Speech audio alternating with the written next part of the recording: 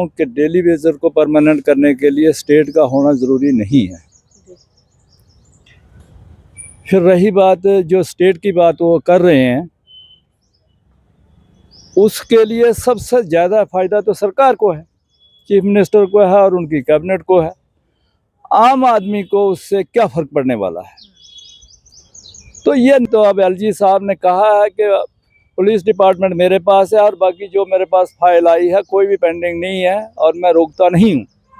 अगर इनकी ट्रांसफ़र की बात है तो इनकी सिफारिश मानी जाएगी, लेकिन ये वो नहीं चाहते हैं। इसीलिए हमने ये कह दिया है कि अगर आपसे ये सरकार नहीं चल रही है, आप स्टेट के चीफ मिनिस्टर हैं, आप यूटी के चीफ मिनिस्टर की हैसियत से काम नहीं कर पा रहे हैं, जो कि करने में कोई ख़ास प्रॉब्लम नहीं है, तो आप ऐसा कीजिए, आपकी अगर ईगो हर्ट हो रही है तो आपके पास 50 एमएलए हैं, आप उनमें से जो एक काबिल एमएलए है उनको चीफ मिनिस्टर बना लीजिए। कॉन्स्टिट्यूशन में इसका प्रावधान है। आपको लगता है ये मुमकिन हो पाए? बिल्कुल मुमकिन है। अगर इनकी ईगो हर्ट हो रही है कि मैं यूटी का चीफ मिनिस्टर हूं और मुझे काम करने के लिए बोल रहा हूं, तो हमारा ये कहना है कि आप फिर बहुजन समाज पार्टी के हवाले 50 अपने एमएलए कीजिए, क्योंकि हिंदुस्तान में उत्तर प्रदेश में बहन कुमारी मायावती से बड़ा एडमिनिस्ट्रेटर चीफ मिनिस्टर कोई नहीं हुआ है।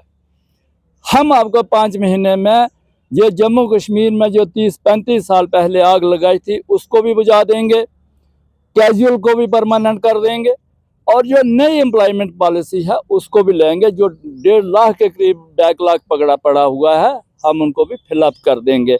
और हमारा वायदा रहा कि हम गवर्नमेंट ऑफ इंडिया से पैसे नहीं इसके लिए मांगेंगे। यहाँ इतना पैसा है, गवर्नर जगमोहन जी ने कहाँ से पैसा लाया था? उन्होंने तो लिया ही नहीं था सेंटर से, उन्होंने यहाँ से पैदा किया था।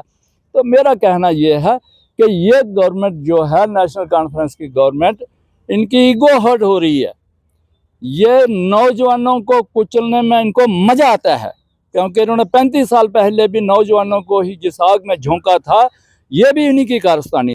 नमस्कार, आप देख रहे हैं द नॉर्थ लाइन डिजिटल। मैं हूं रूहानी। हाल ही में जम्मू कश्मीर के मुख्यमंत्री ने कुछ ऐसा कह दिया जिसके बाद सियासी गलियारे में हलचल सी मच गई है। उन्होंने कहा कि अगर विधानसभा भंग कर नए सिरे से चुनाव कराकर मेरा इस्तीफा मानकर जो है यहाँ पर स्टेटहुड की बहाली होती है तो मैं राजी हूं। मेरे साथ हाजी शाख मोहम्मद साहब हैं, जो लगातार जम्मू कश्मीर से जुड़े हुए तमाम मुद्दों पर अपना जो है वक्तव्य रखते हैं और लगातार चर्चा करते हैं। इनसे बात करने की कोशिश करेंगे कि उमर अब्दुल्ला की स्टेटमेंट को कैसे देखते हैं और क्या परिस्थितियां 8 महीने के बाद ही सरकार के लिए बदल गई हैं। हाजी साहब कैसे देखते हैं कि वो कह रहे हैं कि मैं इस्तीफा भी दे दूंगा, विधानसभा भी हम भंग कर देंगे, चुनाव भी करवा देंगे, आप स्टेटहुड दे दीजिए।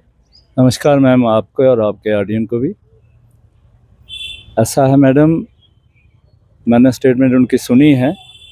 वो कह रहे हैं कि एक अखबार के माध्यम से, वो कौन सी अखबार है उसका नाम नहीं बताया उन्होंने, और सही मायनों में ये जो नेशनल कॉन्फ्रेंस है ये इस जिद पर अड़ी हुई है कि मुझे किसी अनएम्प्लॉयमेंट पर काम नहीं करना, किसी डेली वेजर का काम नहीं करना, चाहे उसके लिए कुर्सी छोड़ दे। मैडम, जहाँ तक मैं जानता हूँ कि डेली वेजर को परमानेंट करने के लिए स्टेट का होना ज़रूरी नहीं है। फिर रही बात जो स्टेट की बात वो कर रहे हैं, उसके लिए सबसे ज़्यादा फ़ायदा तो सरकार को है, चीफ मिनिस्टर को है और उनकी कैबिनेट को है। आम आदमी को उससे क्या फ़र्क पड़ने वाला है? तो ये नेशनल कॉन्फ्रेंस और भारतीय जनता पार्टी का ये गेंद खेल रहे हैं एक दूसरे पर। पहले नेशनल कॉन्फ्रेंस ने कहा कि हमारे जो ऑफिसर हैं ये हमारी बात नहीं मान रहे, ट्रांसफर नहीं कर सकते, ये भी कहा। अब ट्रांसफ़र के लिए ये कितने अतावले हैं कि गवर्नमेंट मुलाजिम को क्यों आप बखेरना चाहते हैं? अगर कोई सिस्टम है तो अब एलजी साहब ने कहा है कि पुलिस डिपार्टमेंट मेरे पास है और बाकी जो मेरे पास फाइल आई है कोई भी पेंडिंग नहीं है और मैं रोकता नहीं हूँ। अगर इनकी ट्रांसफ़र की बात है तो इनकी सिफारिश मानी जाएगी, लेकिन ये वो नहीं चाहते हैं। इसीलिए हमने ये कह दिया है कि अगर आपसे ये सरकार नहीं चल रही है, आप स्टेट के चीफ मिनिस्टर हैं, आप यूटी के चीफ मिनिस्टर की हैसियत से काम नहीं कर पा रहे हैं, जो कि करने में कोई ख़ास प्रॉब्लम नहीं है, तो आप ऐसा कीजिए, आपकी अगर ईगो हर्ट हो रही है तो आपके पास 50 एमएलए हैं, अब उनमें से जो एक काबिल एमएलए है उनको चीफ मिनिस्टर बना लीजिए, कॉन्स्टिट्यूशन में इसका प्रावधान है। आपको लगता है ये मुमकिन हो पाएगा? बिल्कुल मुमकिन है। अगर इनकी ईगो हर्ट हो रही है कि मैं यूटी का चीफ मिनिस्टर हूं और मुझे काम करने के लिए बोल रहा लेकिन हूं। हाजी साहब, जब ये चुनाव लड़े गए थे उस समय भी तो यूटी था, कहाँ स्टेट था? ये तो पहले से ही यूटी चल रहा है, मैं वही तब जानकारी थी ना। मैं यही कहने जा रहा हूं कि जब नेशनल कॉन्फ्रेंस इलेक्शन में गई थी तो उस वक्त यूटी में इलेक्शन लड़ी गई थी। किस आदमी ने प्रॉमिस किया था? मैनिफेस्टो भी यूटी में बनाया गया। यूटी का मैनिफेस्टो था। गवर्नमेंट ऑफ इंडिया ने किस डॉक्यूमेंट पर प्रॉमिस के साइन कर रखे हैं आपके साथ, जो आज आप काम नहीं कर रहे हैं और उसके लिए अड़ गए हैं? तो हमने इसीलिए कह दिया था कि अगर आपके पास 50 एमएलए में से एक भी आदमी अगर कोई काबिल है तो कॉन्स्टिट्यूशन में प्रावधान है, आप उनको चीफ मिनिस्टर बनाइए और पीछे से आप पार्टी हेड्स की हैसियत से काम कीजिए। अगर उन 50 में से भी कोई नहीं है तो हमारा ये कहना है कि आप फिर बहुजन समाज पार्टी के हवाले 50 अपने एमएलए कीजिए, क्योंकि हिंदुस्तान में उत्तर प्रदेश में बहन कुमारी मायावती से बड़ा एडमिनिस्ट्रेटर चीफ मिनिस्टर कोई नहीं हुआ है। हम आपको 5 महीने में ये जम्मू कश्मीर में जो 30-35 साल पहले आग लगाई थी उसको भी बुझा देंगे, कैजुअल को भी परमानेंट कर देंगे और जो नई एम्प्लॉयमेंट पॉलिसी है उसको भी लेंगे। जो 1.5 लाख के करीब बैकलॉग पड़ा हुआ है हम उनको भी फिलअप कर देंगे। और हमारा वायदा रहा कि हम गवर्नमेंट ऑफ इंडिया से पैसे नहीं इसके लिए मांगेंगे। यहाँ इतना पैसा है, गवर्नर जगमोहन जी ने कहाँ से पैसा लाया था? उन्होंने तो लिया ही नहीं था सेंटर से, उन्होंने यहाँ से पैदा किया था।